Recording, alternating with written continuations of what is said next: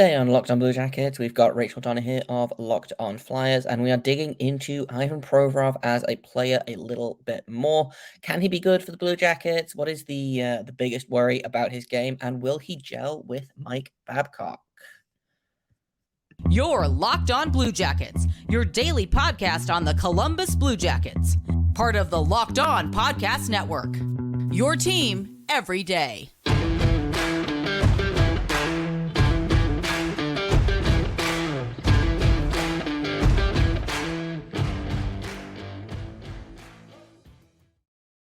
Hello and welcome to Locked On Blue Jackets, part of the Locked On Podcast Network, your team every day. I am, as always, your host, Jay Foster, here to bring you the good, the bad, and the ugly about your favorite team and mine, the Columbus Blue Jackets. We are once again riding solo here. We haven't got Hayden today. He will be back next week. Scheduling issues, but we have got a guest.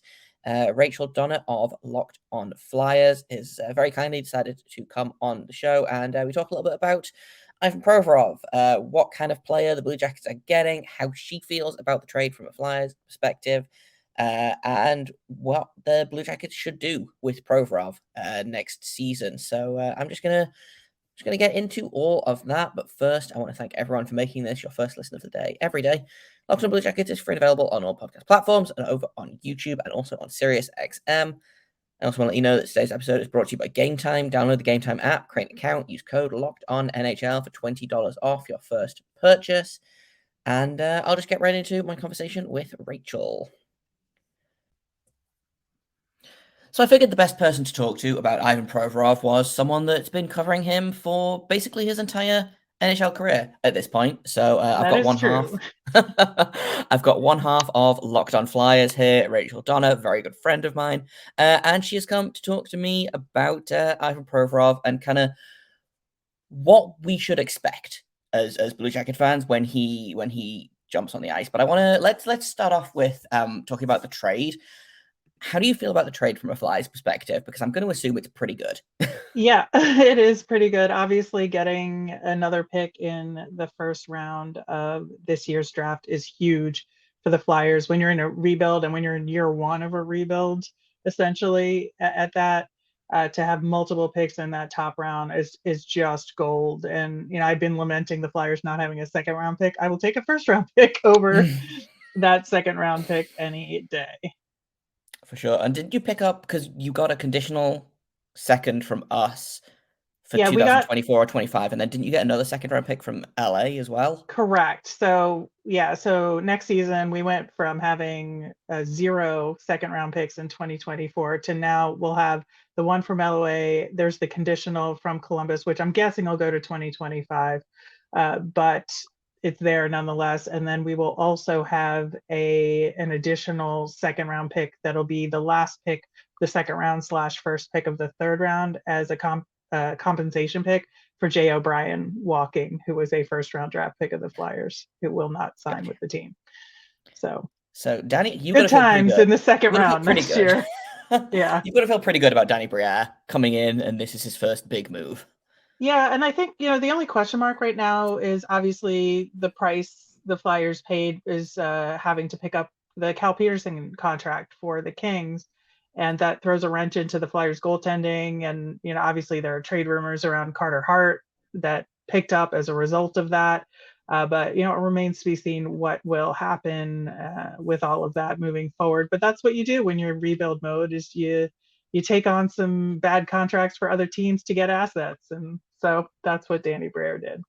Yeah, exactly. So let's jump into Provorov. Why don't you go ahead and give us what's the elevator pitch scouting report on Provorov? Yeah, I think when you look at his play, he has a real all-around game behind him, in that I wouldn't say he's outstanding or elite at anything, but he's pretty solid at everything. And I think that looking at his numbers, you might not think so, but there's so many factors to why he hasn't been as successful. I mean, I think the first of which is that he was just plain unhappy in Philadelphia, and the Flyers D, aside from him, was pretty weak the last couple of seasons. And so you kind of look at who he's paired with, you kind of look at the centers that the Flyers had, and you didn't have a ton of support around him. And so I think you really have to look a lot more at his potential than what he was, especially the last 2 years. Yeah, for sure. It's been really interesting to kind of, and like this is maybe okay, full disclosure.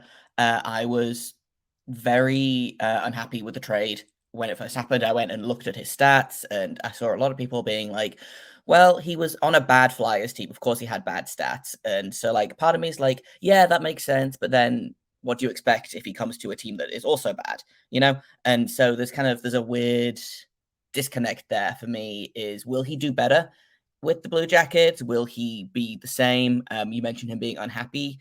Will he be happier in Columbus? I know there are a lot of people who don't live in Ohio that will say, no, how could anyone be happy in Columbus? But, I think maybe I like a new Columbus, the situation. city.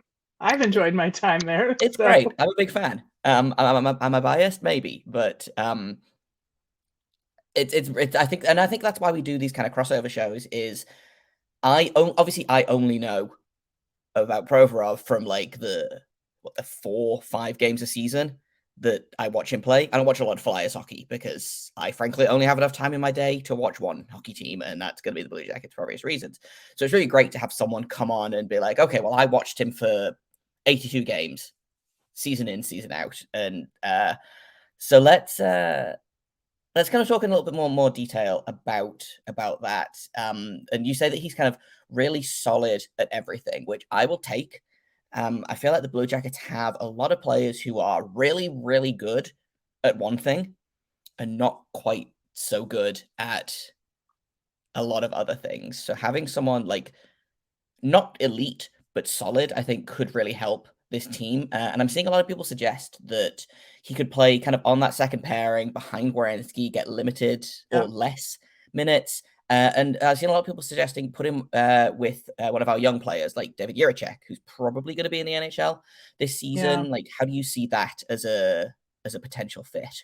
Yeah, it's really interesting that you mentioned that because if you look at Ivan Provorov's ice time this year, or this past year, the vast majority of it was spent either with Tony DeAngelo, who is more of, he's still young, but a veteran, ostensibly, right, who's offensively minded.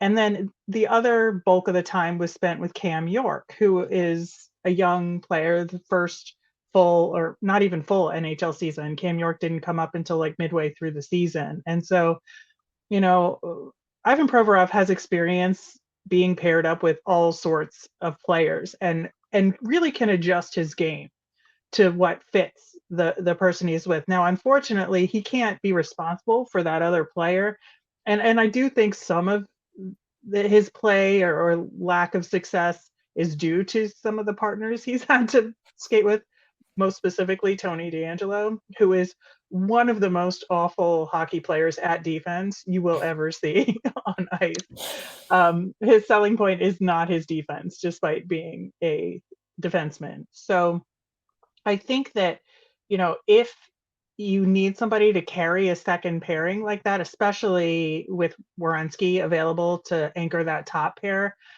I think it's a pretty good spot for him. I don't think he's going to like taking reduced minutes because he's consistently having the most minutes of anybody on the Flyers for as long as I can remember. And he is the most in shape hockey player you will ever come across in your life. He could probably play like 30 minutes a game and be fine, honestly.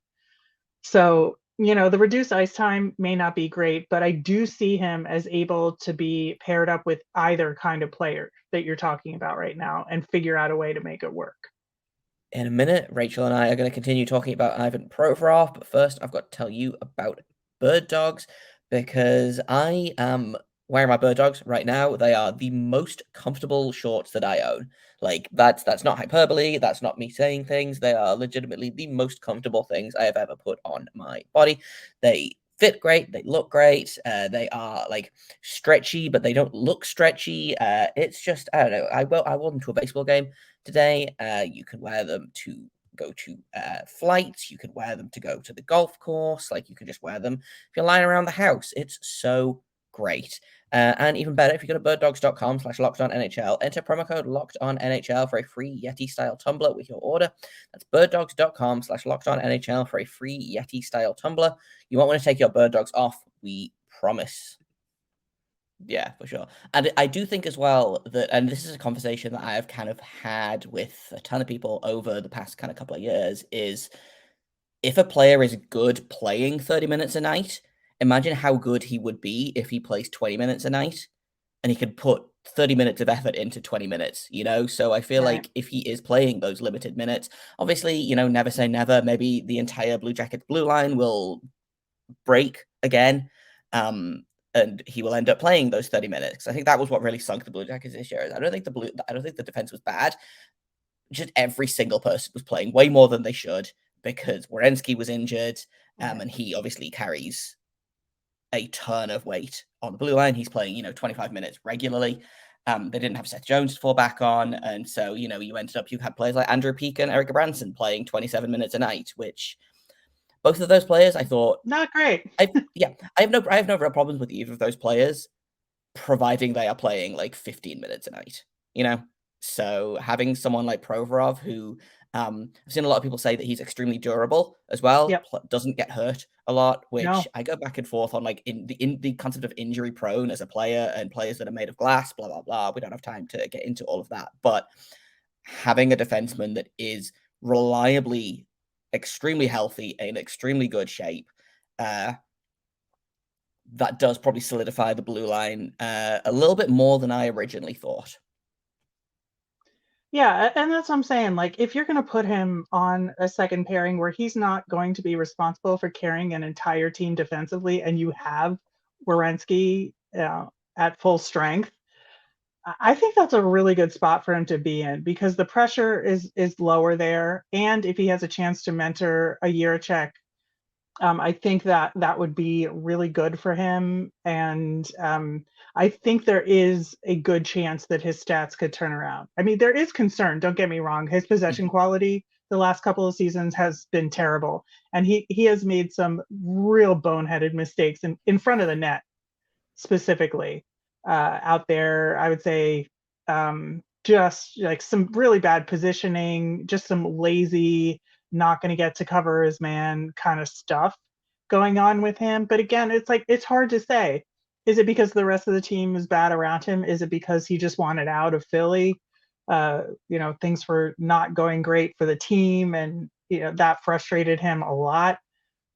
It's hard to say. I do, like I said, I do think there's potential for him to turn it around. If you look at his stats from 2019-20, and then the year after that, I know those years are kind of wonky because of COVID stuff, but his play was there. It was really, really solid, and he was that top pairing defenseman. So put him on the second pair, see if he thrives in that environment.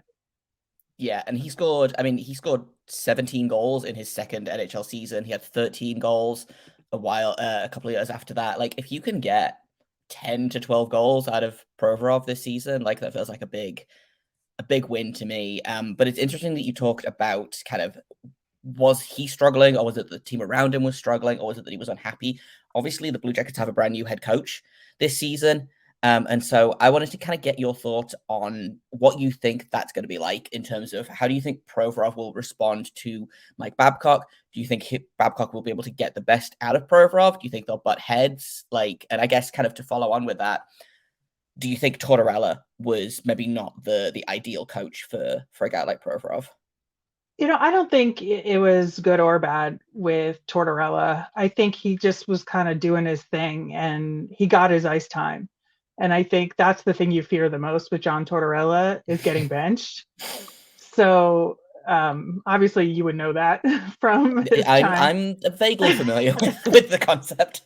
So I think that, not having that sort of punishment style, if you're going to call it that, hanging over his head, is going to make things better. It's hard to say with Babcock because, it's been a while since he's been, in charge of a team like that. And I think that, he's going to be, a guy that does what he does, but Provy is just going to keep his head down and play. I think honestly that's what he does in a Babcock coach team, and he does what he does. Now, I do think he struggles with being put into a particular mold to some Mhm. degree.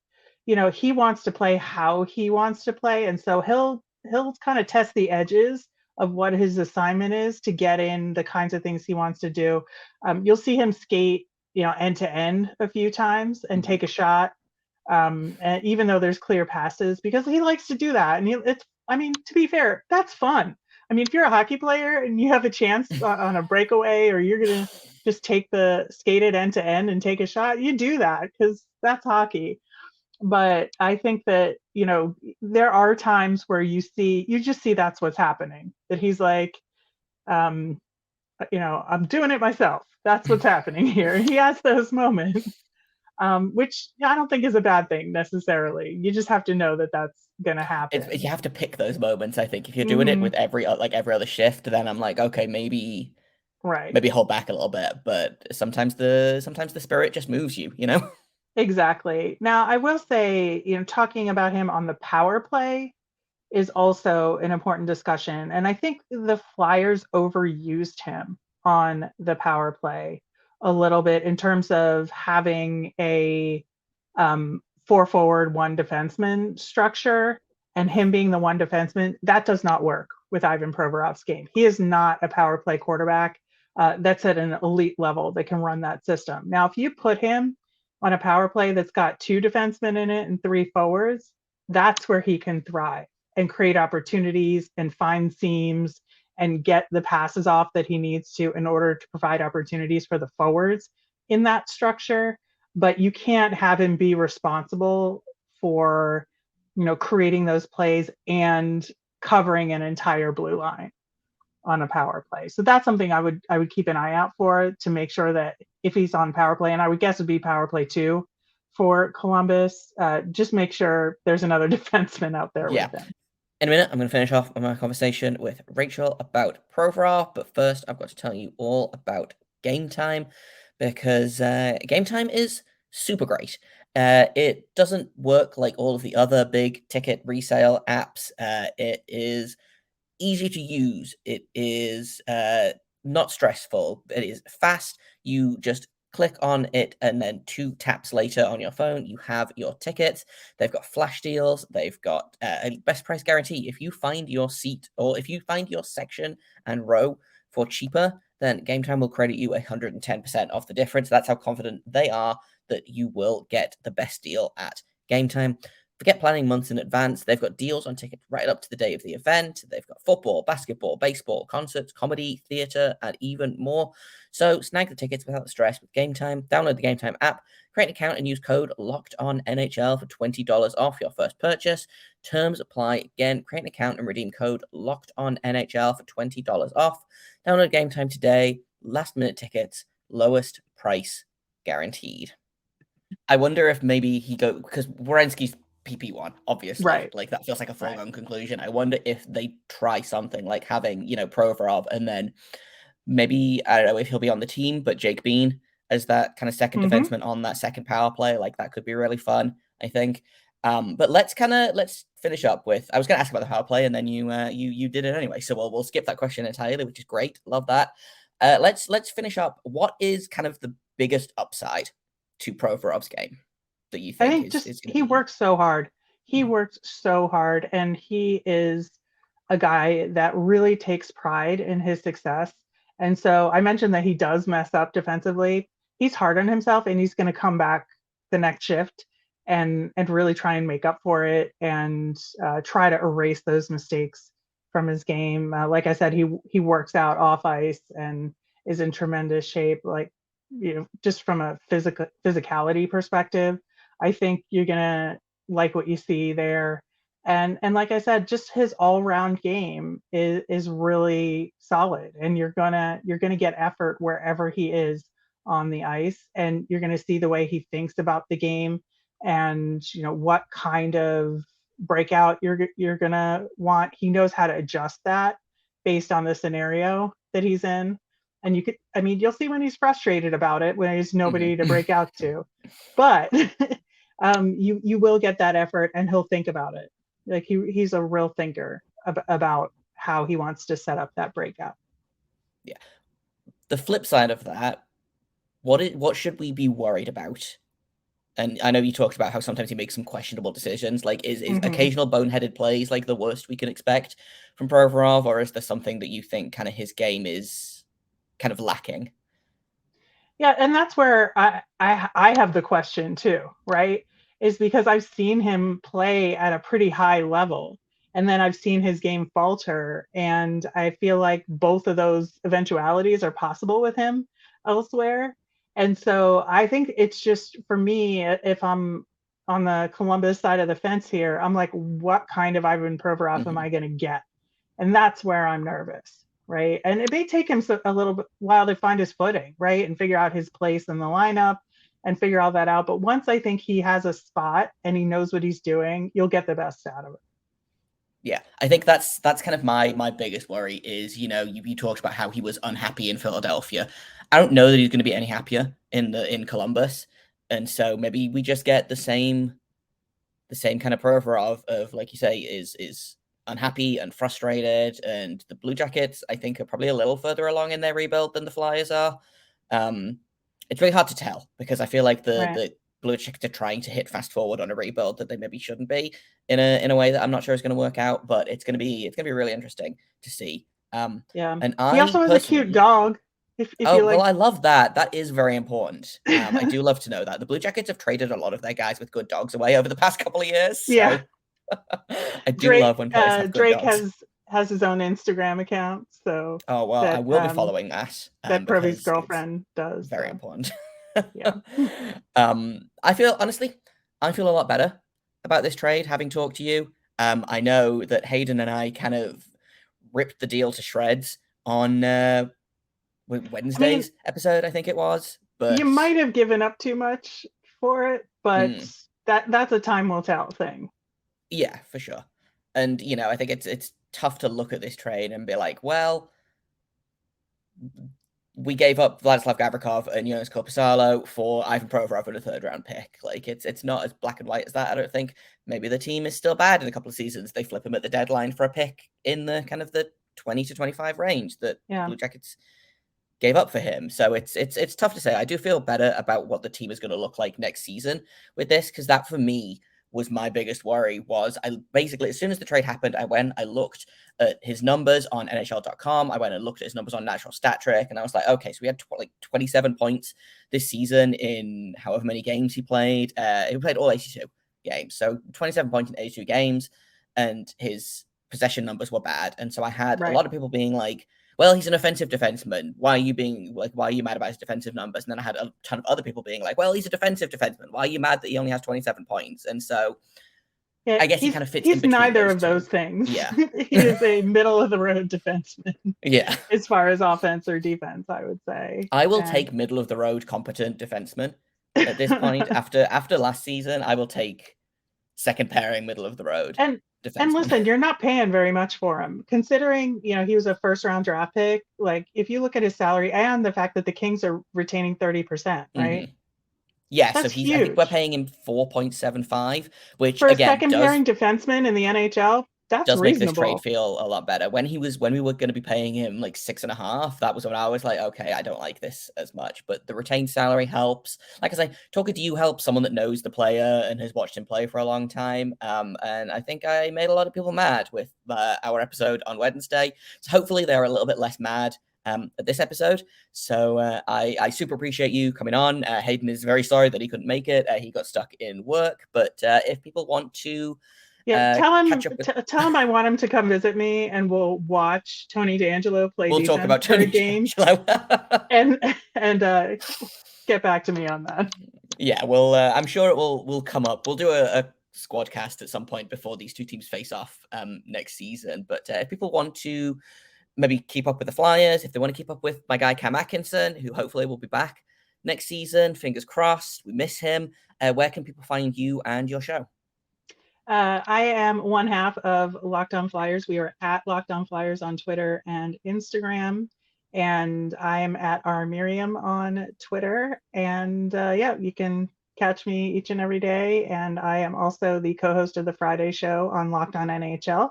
So come join us there as well. Always a fun time over at Locked On NHL and also at Locked On Flyers. So yeah, thanks again for coming on the show. I appreciate it. Always. And that's all I've got for you today. Tomorrow is Saturday, so there won't be an episode. Monday's episode, I've got another prospect profile with Sebastian High of Double Prospect. We are talking about Ethan Gauthier, so that should be a fun one. And thank you for listening. Thank you for making this your first listen today, every day. Locked On Blue Jackets continues to be free and available on all podcast platforms. We are over on YouTube. We are on Sirius XM. And if you haven't subscribed, please feel free to do so. And until tomorrow, make sure you stay locked on.